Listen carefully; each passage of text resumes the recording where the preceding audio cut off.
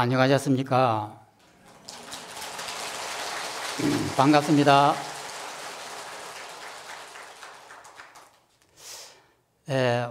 오늘 하엄경은 비로자나 품입니다. 비로자나 품이라고 하는 것은 하엄경의 주 사상이 되고 주인이 되는 부분이 비로자나 품입니다. 그리고 이 하엄경은 지혜를 얻지 못한 사람을 위한 책이 아닙니다. 이 하엄경은 처음부터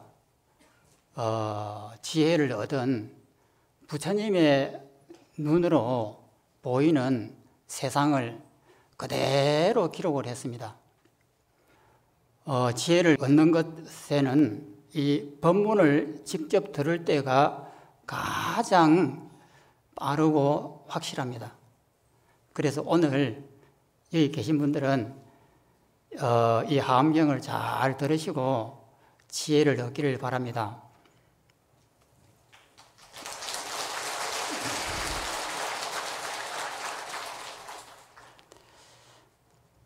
제가 비로자나 품에 대해서 한번 읽어보겠습니다.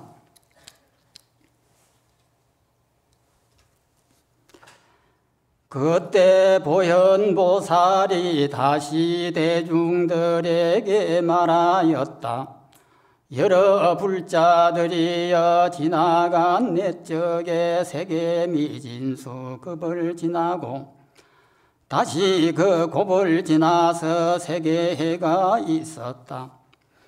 그 세계의 이름은 보문정광명이고 이 세계의 가운데 세계가 있었으니 이름은 성음인데 많이 꽃 그물 바다를 의지하여 머물며 숨이 산 미진수 세계로 근속을 삼았다. 그 형상은 방정하게 둥글고 그 땅에는 한량없는 장엄이 갖추어져 있으며 300개보로 온갖 보배나무 윤희산이 둘러쌌으며 온갖 보배 구름이 그 위에 덮이고 청정하여 때가 없는 광명이 빛이었으며 성읍과 궁전이 수미산 같고 어복과 음식이 생각하는 대로 이르러오니 그 급의 이름은 종종 장엄이니라. 다시 그 산 위에 큰 숲이 있는데 이름은 많이 하지륜이며 한량없는 화려한 누각과 한량없는 보배 누각이 주위에 벌려 있고 한량없는 묘한 한기 깃대와 한량없는 보배산 깃대가 훤칠하게 장엄하였으며 한량없는 보배 분달이 꽃이 곳곳에 피었고 한량없는 향만이 연꽃 그물이 두루 드리웠으며 풍악소리가 화창하고 한기 구름이 비친 것이 각기 한량없는 끝까지 기억할 수도 없었으며 100만억 나유타 성들이 두루 둘러쌌고 여러 중생들이 그 안에 살고 있었다. 여기가 하엄경의 비로자나 품 첫 구절입니다. 이 구절 속에 보면은 곳곳에 무수한 장엄이 있고 또 하나 속에 또 무한대의 장엄이 있고 그 장엄 속에 들어가면 또 하나의 무한대의 세계가 이렇게 펼쳐집니다. 그것이 잘 보이십니까? 그러니까 이 앞에 놓여져 있는 향로를 보십시오. 이 향로가 앞에 있죠. 내 몸은 뒤에 있고 향로는 앞에 있습니다.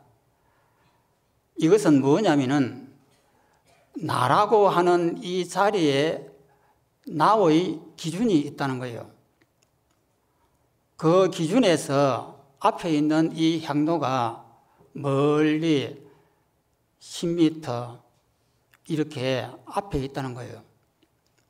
그러면 이것은 무엇을 뜻하느냐면은 이 향로는 내가 이 향로를 직접 보는 것은 아닙니다. 그러면 어떻게 보느냐? 내 마음속에 있는 과거의 기억 정보를 가지고 이 향로를 보는 겁니다. 그래서 이 향로가 허상입니다. 그러면은 여기에 앞에는 정멸보궁에 부처님의 앉으신 자리가 보입니다. 또 그 다음에 이 주위에는 기둥이 많이 있고 벽이 있고 이렇게 우리 눈에는 사실적으로 이렇게 보입니다. 그러면 이 장면하고 이 하엄경에 나타난 장면하고는 완전히 다릅니다. 그러면은 우리의 일반적인 시각을 가지고 본다고 하면은 눈앞에 보이는 이러한 기둥이 있고 천장이 있고 앞에는 부처님의 정멸보궁 자복이 있습니다. 이것은 내 머릿속에 있는 과거의 정보를 가지고 본다 이 말이에요. 그렇기 때문에 부처님께서는 이것은 허상이라고 이렇게 말씀하시는 겁니다. 크다 작다라고 하는 것, 높다 낮다라고 하는 것, 이것은 누가 만드느냐면은 내가 만듭니다. 이 세상에 크고 작은 것이 있느냐면은 있지 않습니다. 그러면은 진리의 눈으로 본다고 하면은 어떻게 될까? 하엄경을 보십시오. 하엄경을 보면은 작은 미진 속에 무한대의 우주 삼라만상에 들어갑니다. 우리의 상식으로는 불가능합니다. 어떻게 먼지 같은 작은 것 속에 이 거대한 우주가 들어갈까? 불가능하죠. 그런데 이것이 되려고 하면은 내가 없어야 됩니다. 나라고 하는 기준대와 잣대가 해체가 되지 않으면은 절대 불가능합니다. 그러면은 나가 없이 이 기둥을 보면은 어떻게 보일까? 무한대로 보입니다. 나라는 입장을 없애버리고 죽은 자의 마음 상태가 되어가지고 이 기둥을 보면은 기둥과 나는 하나입니다. 기둥 자체가 내가 없기 때문에 기둥을 보는 순간에 저 기둥은 나고 저 기둥의 크기는 무한대입니다. 이 기둥의 크기가 무한대가 되고,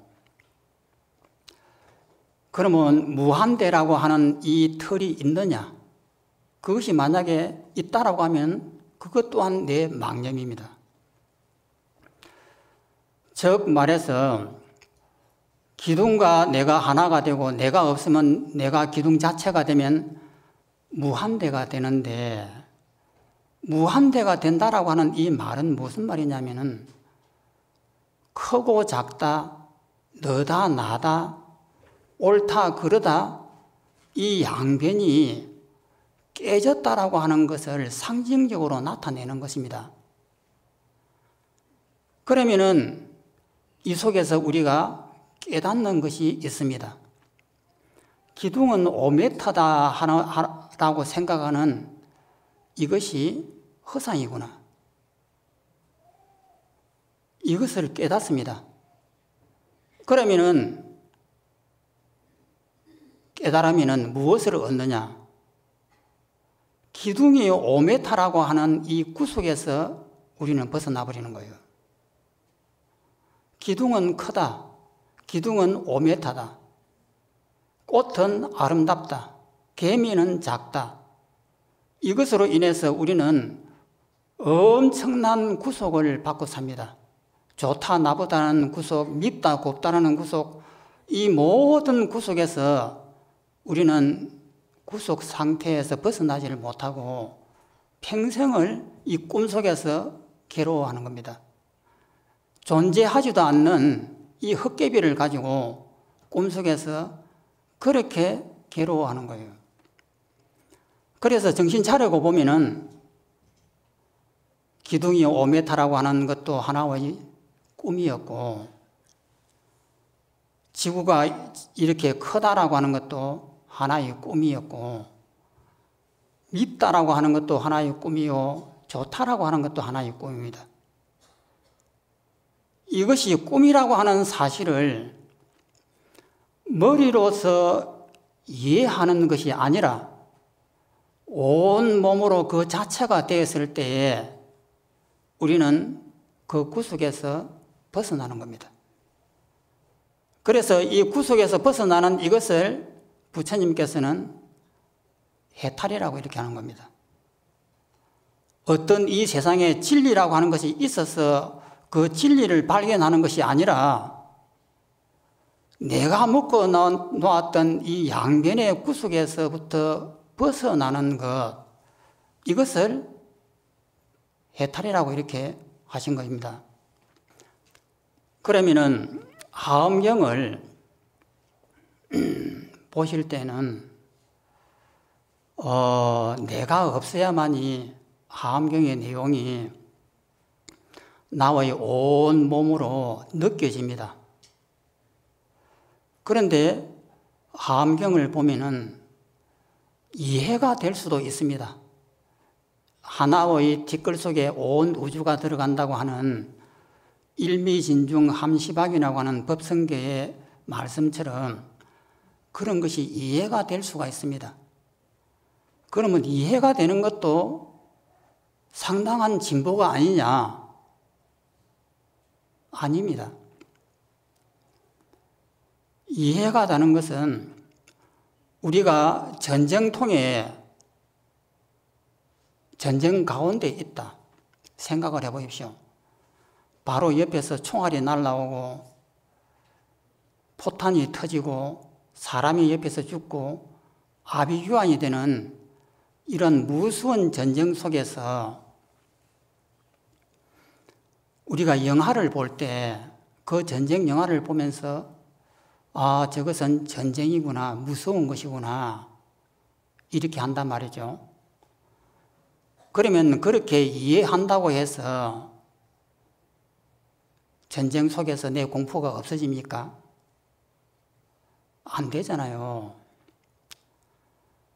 그러면은 이 전쟁 속에서 공포가 없어지려고 하면은 이 몸뚱이가 4대 오온이다. 지수화풍이다. 색수상 행식이다. 이렇게 이해를 했을 때에 바르게 정확하게 이해를 하게 되면은 그 이해와 맞물려서 내 자신이 없다라고 하는 것을 바로 느낍니다. 정말해서 내가 없는 이 상태가 되었을 때에 그 전쟁이라고 하는 것은 내하고 아무 관계가 없는 겁니다.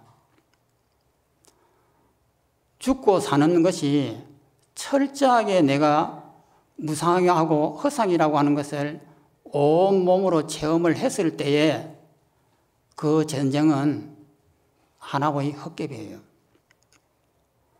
정말해서 죽은 자의 마음이 100%가 되었을 때에 그 전쟁은 아름다운 겁니다. 죽을 내가 전혀 없는 이 전쟁. 포탄이 막 날아오고 총알이 날아오고 옆에서 팔다리가 끊겨져 나가고 이러한 압이 교환이 되는 이 전쟁통이 하나의 아름다운 그림이다 이 말입니다. 그러면 그것을 그대로 기록한 것이 이 하암경이에요.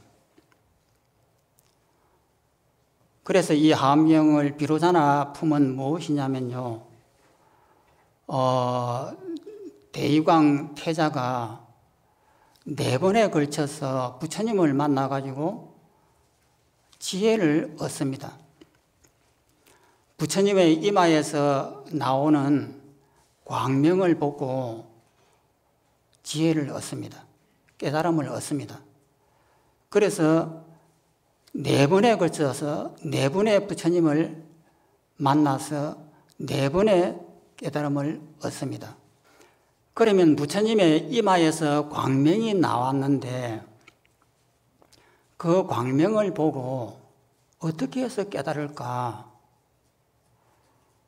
여러분들 이 부처님께서 법을 설할 때 최초의 5비구도 사성제라고 하는 고집멸도라고 하는 그 법문을 듣는 순간에 깨닫습니다. 여기는 사마타라고 하는 몰입이 전적으로 필요합니다. 왜 사마타라고도 하기도 하고 삼매라고 하기도 하고 또 중국에서는 선정이라고 하기도 하는데 이 몰입되는 이 몰입의 힘이 굉장히 중요한 역할을 합니다. 우리가 어려운 수학 문제를 풀 때도 몰입이 안 돼 있으면은 자기가 알고 있는 지식을 가지고 100% 활용을 못 합니다. 마음이 산만하면은. 그런데 집중을 하고 몰입이 탁 돼 가지고 이 수학 문제를 풀게 되면은 그 어려운 수학도 풀리는 겁니다. 그것은 뭐냐면 몰입의 힘이 필요한 거예요. 우리가 살아가면서 몰입이 없는 삶은 없습니다. 길을 걸어갈 때도 우리가 몰입이 안 돼 있으면은 삐뚤삐뚤삐뚤합니다. 뒤에서 바라보면은. 그런데 몰입이 돼 있으면은 걸음이 또박또박또박 하면서 바르게 갑니다. 여기에도 선정이 들어가 있는 거예요. 선정을 엉뚱하게 생각하면 안 됩니다. 정말해서 이 몸뚱이는 지수화풍입니다. 지금도 숨을 쉬어야만이 공기가 내 몸에 들어옵니다. 그러면 공기가 들어왔다가 내 몸에 잠시 머물다가 바깥에 나간다.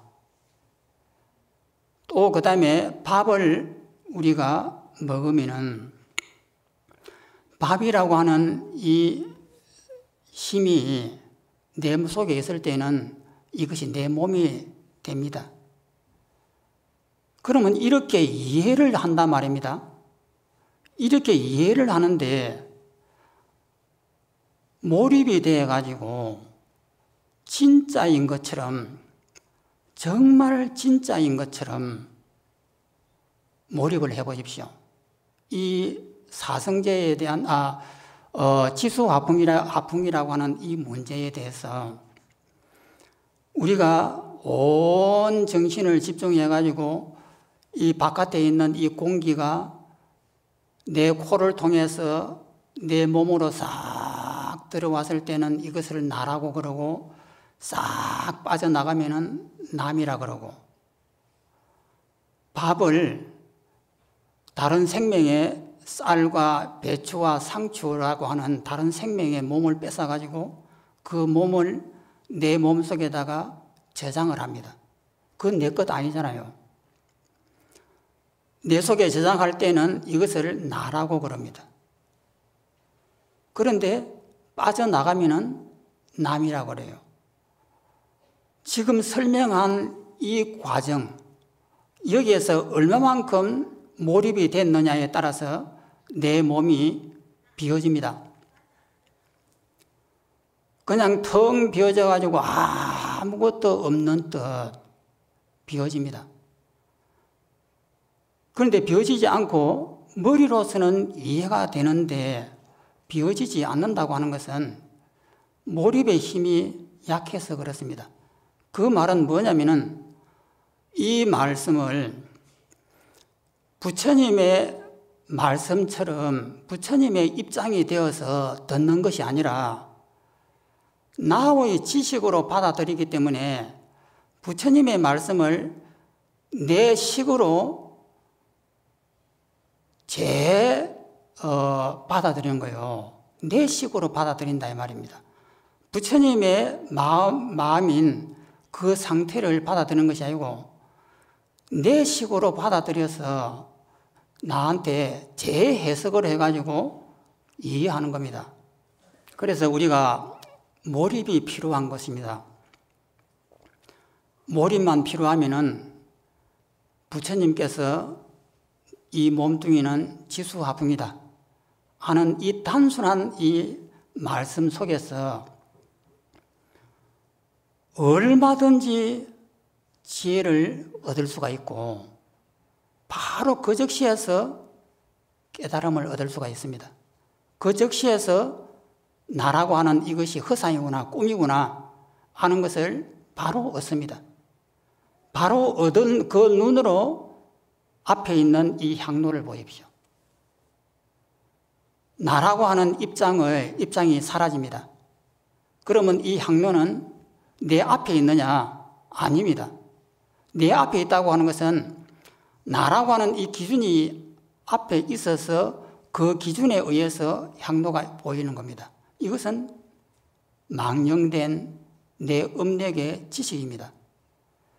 내가 없으면은 이 향로를 바라보면은 향로 자체가 바로 내가 됩니다. 그러면 이 향로의 크기가 얼마일까? 요 속에 들어가면은 크기가 깨져버립니다. 무한대가 되고 무한대가 되는 그 속에서 내가 있느냐? 내가 있게 되면은 앞과 뒤가 나눠집니다. 내가 중심이 있기 때문에 앞이라고 하는 가상적인 것이 만들어지고 뒤라고 하는 가상적인 것이 만들어집니다. 그런데 나라고 하는 것이 없으면은 무한대의 허공 자체가 되는 거예요. 그러면 무한대의 허공 자체가 진리냐? 아닙니다. 그것은 뭐냐면은 작다 크다가 깨졌다라고 하는 상징입니다. 그것을 붙들면은 그것도 망념입니다. 그러면 여기에서 우리가 얻을 수 있는 지혜가 향로라고 하는 것은 크고 작고가 없구나. 그 크고 작다라고 하는 것은 내가 만들었구나.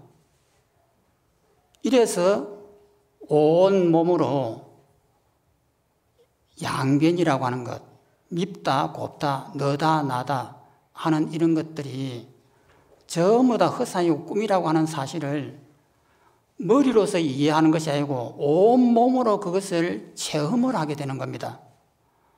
체험을 하는 순간에 나는 이 우주의 모든 잣대의 구석에서 벗어나 버린 겁니다. 그때의 마음이 죽은 자의 마음이 된다 이 말입니다. 죽은 자의 마음이 되었을 때 미운 사람을 봅니다. 그러면 그것이 미울까요? 죽은 사람은 내일을 살지 않습니다. 그러면 죽은 자의 입장에서는 내가 없습니다. 내가 없이 죽은 자를 바라보면 죽은 자의 입장에서 상대를 바라보면 상대가 원수든 미운 자든 자비가 생기는 거예요. 저 미운 사람으로부터 내가 뺨을 맞고 내가 욕을 먹는다고 해서 내가 화가 나는 것이 아니고 죽은 자의 입장이 되면은 그 사람에 대한 자비가 일어나요. 저 사람이 왜 나는 허공같이 없는 나를 왜 미워할까? 안타깝다 이 말이에요. 그래서 이 하암경에 나오는 무수한 보살님들의 그 자비들이 전부 다 그 입장에서 나타나는 겁니다.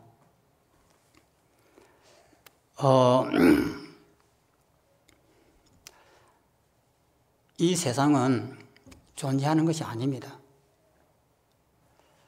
그런데도 우리는 이 세상이 존재하는 것인 양 착각을 하고는 미워하고 원망하고 태어나고 죽을 때까지 괴로워합니다. 그런데 이것이 허상이라고 하는 사실을 알면은 그러면 허무주의에 빠지느냐? 헛것이니까 이 세상은 살 것이 없구나. 이런 허무주의에 빠지느냐? 아닙니다. 허무주의에 빠지는 사람은 없는 것이 아니고 있기 때문에 허무주의에 빠지는 거예요. 진정으로 내가 없으면은 이 세상은 아름다운 겁니다. 하암경에 이렇게 자세하게 표시되어 있습니다. 온 곳에 영락구슬로서 장식이 되어 있고 보배구슬이 중중무진하게 널려 있고 모든 것부터 황금으로 둘러싸여 있고 아름다운 연꽃이 피어 있고 이렇게 묘사가 되어 있습니다. 그것은 뭐냐면은 양변이 깨져버렸다는 뜻입니다. 작다 크다 옳다 그르다 너다 나다 이것이 깨졌다는 겁니다. 깨지니까 그 눈으로 세상을 본다 이 말입니다. 죽은 자의 눈으로 이 세상을 보는 겁니다. 보니까 너무나 아름다운 겁니다. 마치 물을 뿌려서 청소를 한 것처럼 너무나 이 세상은 깨끗하고 맑고 아름답습니다. 그런데 왜 그것이 안 보이느냐? 이 세상을 헛것으로 보니까 안 보이는 거예요. 우리가 처음 이 통도사에 첫 발을 딱 디뎠을 때 통도사는 너무나 아름답습니다. 계곡이 있고 올라올 때 몇백 년씩 되는 소나무들이 줄지어 있고 아름다운 정각들, 돌로 아름답게 깎아 만든 계단, 지나가는 사람들, 하늘의 구름들, 처음에 오셨을 때 봤던 통도사를 생각해 보면 참 아름다웠을 겁니다. 너무나 깨끗하고 어떻게 이런 별천지가 있을까? 그런데 5년을 다니고 10년을 다니고 하면은 시들시들하면서 그 아름다움이 사라집니다. 왜 사라질까요? 영화도 처음 볼 때는 재미있습니다. 배우의 하나하나의 동작이 보이고 그 줄거리들이 그 감정들이 느껴집니다.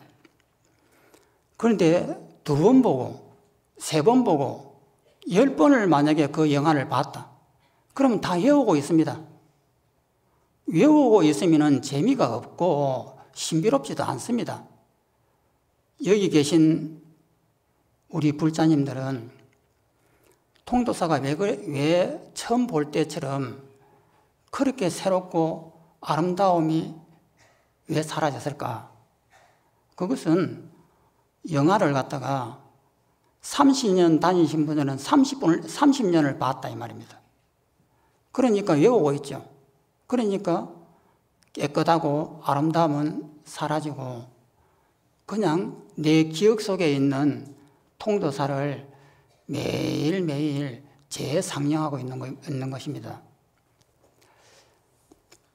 그래서 하암경 자체에는 중생들을 위한 배려가 없습니다.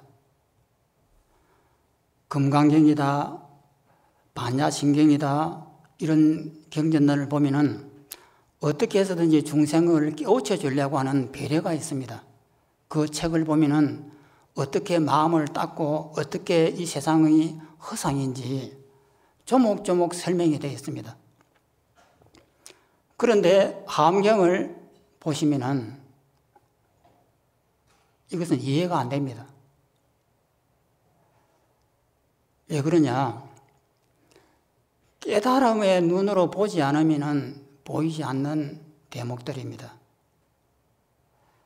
그래서 나라고 하는 이 몸뚱이가 정말 허상이다라고 하는 것을 너무나 철저하게 느끼게 됩니다.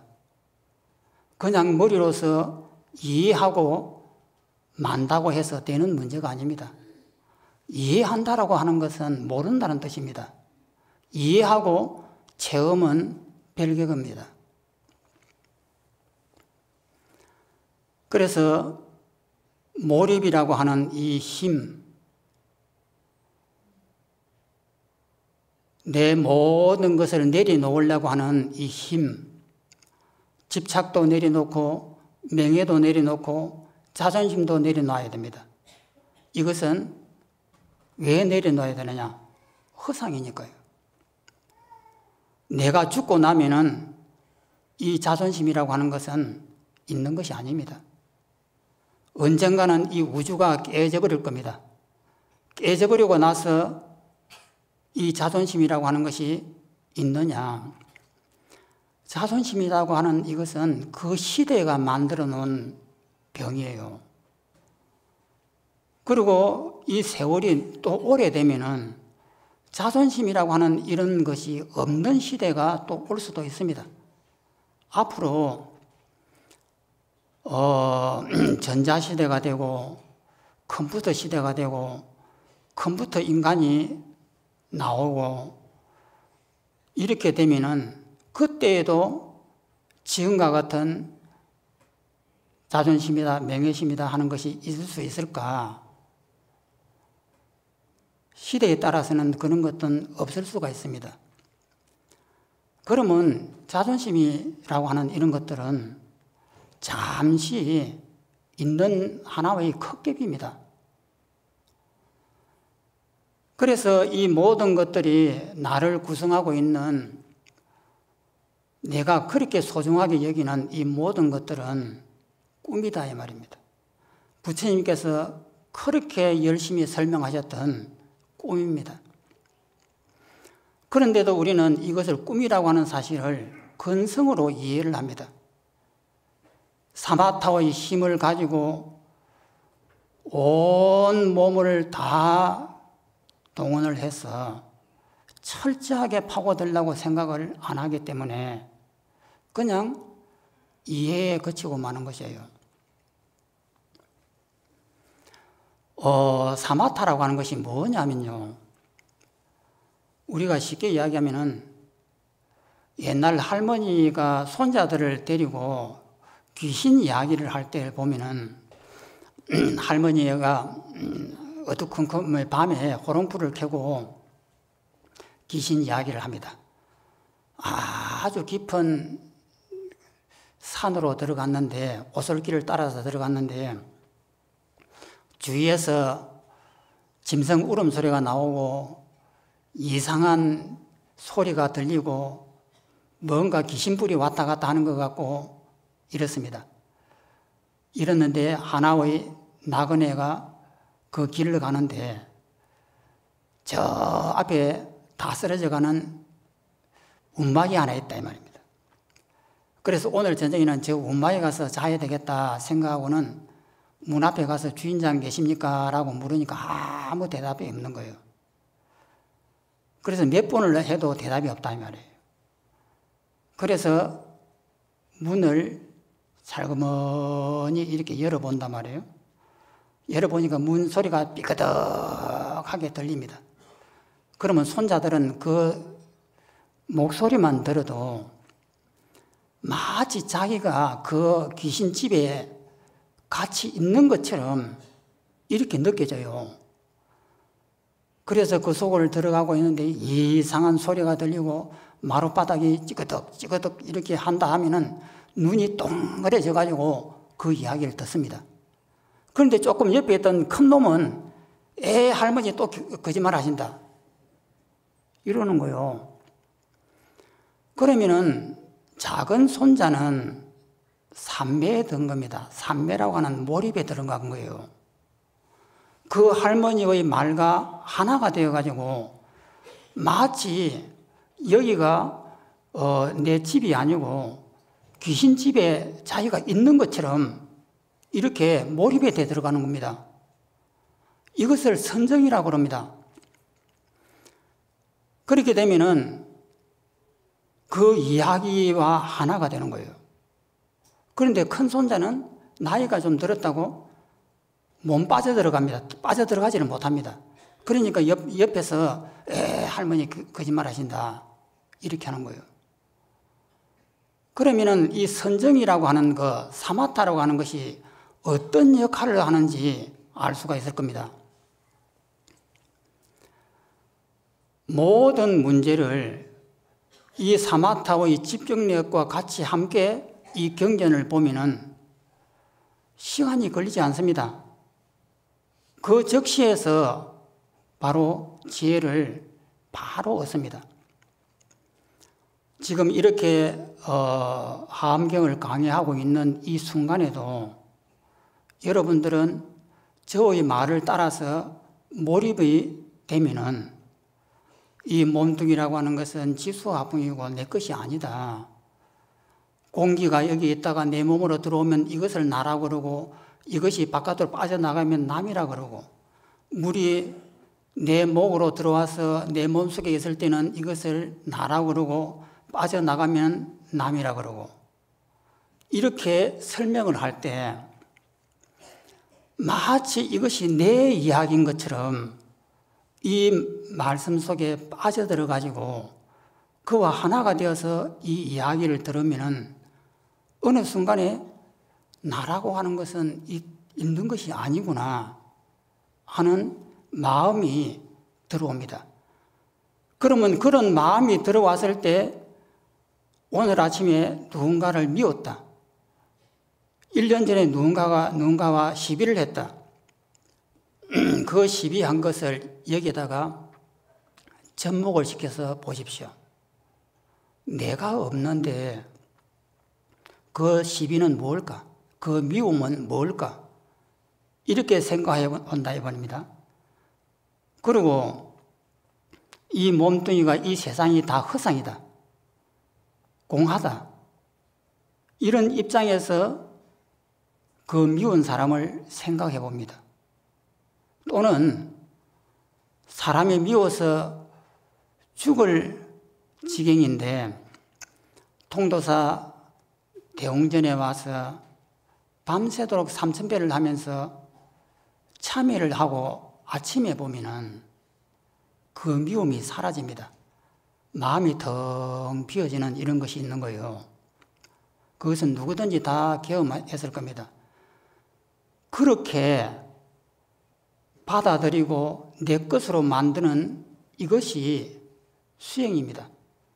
법문이라고 하는 것은 그러한 상태를 순간적으로 만들어내는 겁니다.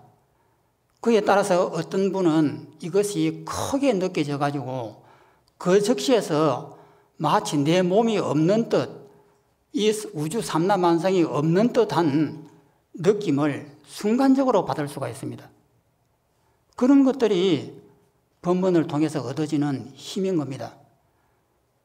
그러면 이런 힘들이 쌓이고 쌓이면은 바로 이것이 부처님의 그 지혜를 얻는 것입니다. 마치겠습니다.